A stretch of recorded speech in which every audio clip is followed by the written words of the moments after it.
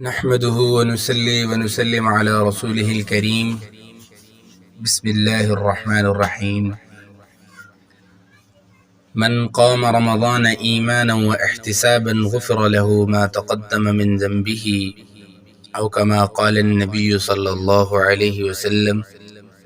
نبی کریم صلی اللہ علیہ وسلم کے ارشاد ہے جس کا مفہوم ہے، فرمایا کہ جو بندہ رمضان کی راتوں میں قیام کرتا ہے اللہ کی رضا کے لیے، تو فرمایا ایسے بندے کہ اللہ رب العزت پچھلے ساری خطاؤں کو، سارے گناہوں کو اللہ رب العزت معاف فرما دیتے ہیں. تو اسی طرح آج جو ہے تراویح کا سلسلہ نمبر 4 اور آخری 10 مسئلے بیان ہوں گے انشاءاللہ.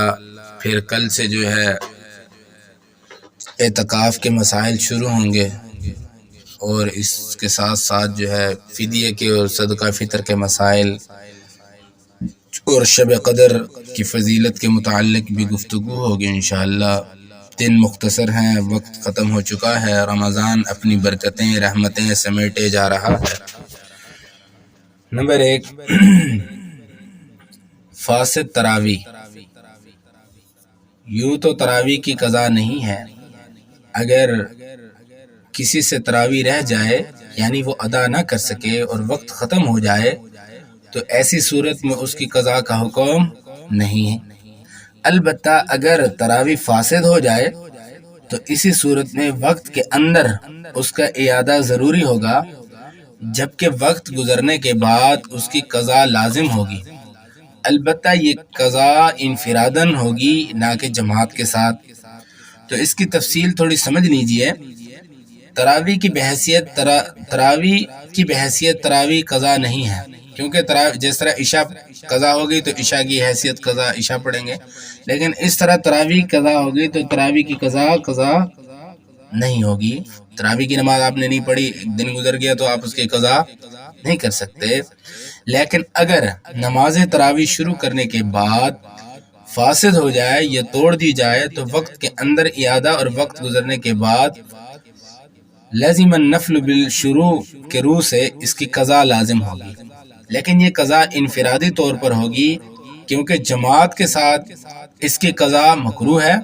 لہذا صورت مسئلہ میں گزری ہوئی رات کی فاسد شدہ تراویح کی انفراداً قضا لازم ہے. نمبر 2 تراویح میں قرآن مجید دیکھ کر پڑھنا صحیح نہیں، اور اسی طرح دیکھ کر سننا بھی صحیح نہیں. یہ دونوں پڑھنا بھی ٹھیک نہیں ہے اور سننا بھی غلط ہے. اور نمبر 3 نماز تراویح میں اگر امام کی آواز نہ سنی جا سکے تب بھی پورا ثواب ملے گا. مثلا کہیں پہ ایسے ہوتا ہے رش ہو جاتا ہے، امام صاحب کی آواز پیچھے نہیں جا رہی ہوتی، تو اگر وہ پیچھے جو تراویح پڑھ رہے ہیں آواز تراویح قرآن کی نہ بھی جائے تب بھی اللہ ان کو پورا اجر عطا فرمائیں گے. اسی طرح نمبر 4 تراویح میں پورے قرآن میں کسی ایک سورت کی ابتدا میں بلند آواز سے بسم اللہ الرحمن الرحیم پڑھنا ضروری ہے. اور اسی طرح نمبر 5 بعض مساجد میں عورتوں کے لیے تراویح کا انتظام ہوتا ہے. عورتوں کا مسجد میں جانا مکروہ ہے، ان کا اپنے گھر میں نماز پڑھنا مسجد میں قرآن مجید سننے کی بنسبت افضل ہے. اب اس مسئلے کو ذرا سمجھیں کہ بعض عورتیں ایسی ہیں کہ مسجدوں میں ان کے لیے ماحول بنا ہوا ہے کہ علیحدہ جو ہے حجرہ ہے، اس طرح کی کوئی ترتیب ہے تو وہ وہاں نماز پڑھنے جاتی ہیں یہ اس طرح. پھر یہاں پہ لوگ یہ دلیلیں دیتے ہیں، کہتے ہیں وہ جو حرم میں پڑھ رہی ہیں یہ ہے. بھئی حرم کی حالت اور حرم کی کیفیت الگ ہے. حرم میں تو ساتھ پھر رہے ہوتے ہیں، اس میں طواف کے اندر موڈے بھی لگ رہے ہوتے ہیں تو کسی کو پرواہ بھی نہیں اور نہ ہی اس پاس سے ذہن جاتا ہے. لیکن عام روٹین میں آپ جب بن سمن کے سج دھج کے اور پرفیوم لگا کے مسجدوں میں جاؤ گی یا مسجدوں کے ساتھ سے گزرو گی، وہ جو نوجوان ہیں تو وہ ان چیزوں کو جب دیکھیں گے تو وہ خدا نہ خواستہ اس طرح کی تو باتیں ہوں گی. تو اس لیے عورتوں کو چاہیے کہ اپنے گھروں میں رہیں اور وہیں پہ نماز پڑھیں. ضروری نہیں ہے کہ وہ مسجد میں ہاں تراویح پڑھنے ان کے پیچھے آ جائیں تو اس طرح کا ان کے مسجد میں تراویح پڑھنا کیا ہے بھائی مکروہ ہے۔ ہاں اگر پورا پردے کا اہتمام ہے اور جو ہے جیسے ہمارے یہاں مدارس میں بناتے ہیں اس طرح سیٹ اپ ہے تو وہ پھر تو گنجائش نکل آتی ہے، لیکن ایسے گلی میں ادھر سے مرد جا رہے ہوں ادھر سے عورتیں جا رہی ہوں، ہاں جھمگٹا جا رہا ہوں، یہ ماحول بنانا بالکل اچھا نہیں ہے۔ اور اسی طرح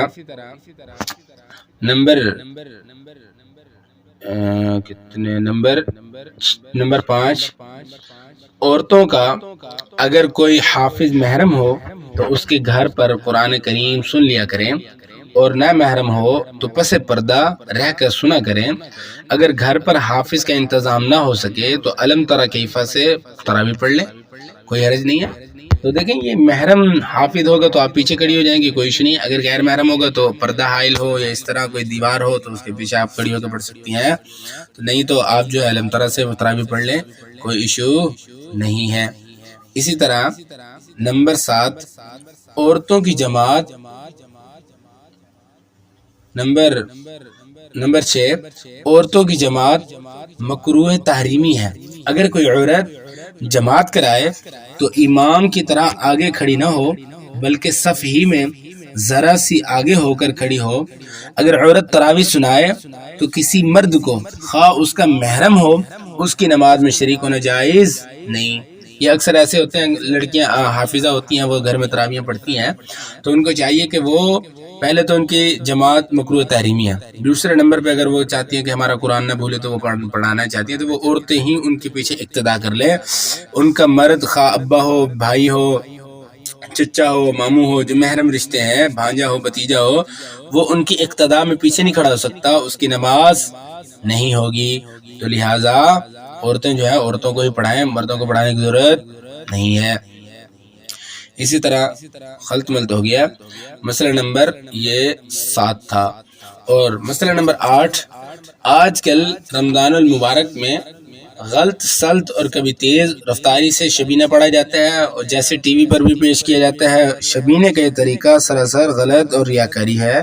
تو اسی طرح قرآن انسان کا بچہ بن کے پڑھے بندہ تو قرآن کے ساتھ مذاق نہیں جائز۔ تو میرے بھائی قرآن جو ہے بالکل تہذیب کے ساتھ پڑھا جائے، جیسے اللہ رب العزت نے قرآن مجید میں فرمایا وَرَتِّلِ الْقُرْآنَ تَرْتِیلًا، کہ جیسے ہم نے قرآن کو ترتیب سے اتارا ہے تو اسی طرح آرام آرام سے پڑھ، اور قیامت کے دن بھی اللہ تعالیٰ فرمائیں گے نا کہ بھائی اقرأ کما ترتل القرآن ترتیلا، جیسے کہ تو دنیا کے اندر قرآن پڑھا کرتا تھا ہاں تو اس طرح آج بھی پڑھتا ہے، جو جنت کی سیڑھیوں میں تو پھر وہ ایسے پڑھے گا جیسے آج تراویح میں پڑھ رہا ہے نا۔ تو انسان کو چاہیے کہ انسان کی طرح ہی نماز پڑھے، تراویح پڑھے، ٹھیک ہے نا بھائی۔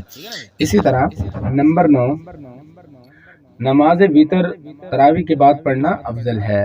وتر کی جو نماز ہے وہ تراویح کے بعد پڑھنا افضل ہے۔ ایک دن مجھے کال آئی عراق سے ایک بچے کی، تو وہ مجھ سے پوچھنے لگا استاد جی میں جو ہوں نا کہ نماز عشاء پڑھ لیتا ہوں، نفل پڑھ کے وتر پڑھ لیتا ہوں، بعد میں تراویح پڑھتا ہوں۔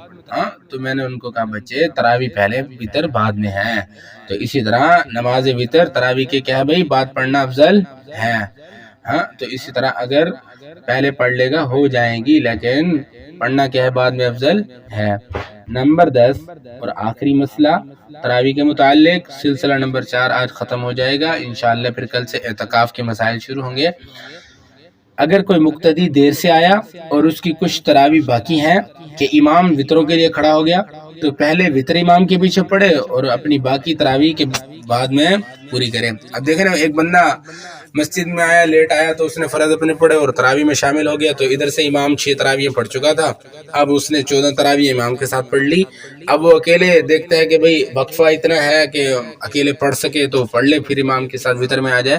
اگر دیکھتا ہے کہ وقفہ ہوتا ہی نہیں ہے، امام جیسی تراویح ختم کرتا ہے فوراً وتر کے لیے کھڑا ہو جاتا ہے، تو اس کو چاہیے امام کے ساتھ جماعت کے ساتھ، یعنی امام جو جماعت کرا رہے وتر کی جماعت کے ساتھ وتر پڑھ لے، اور اس کے بعد جو ہے تراویح کی جو باقی بچ رہی ہوں وہ بعد میں تراویح پڑھ لے، اس میں کوئی ایشو نہیں ہے۔ تو اللہ تعالی ہم سب کو اس پر عمل پیرا ہونے کی توفیق عطا فرمائے، اور دین کا علم سیکھنے کی اور سوال جواب یعنی اس طرح کے مسائل پوچھنے کے اللہ تعالی ہم سب کو توفیق عطا فرمائے۔ اور رمضان المبارک کا دوسرا عشرہ ختم ہونے کو ہے، اللہ تعالیٰ رمضان المبارک کا آخری عشرہ جو عتق من النار جہنم سے آزادی کا عشرہ ہے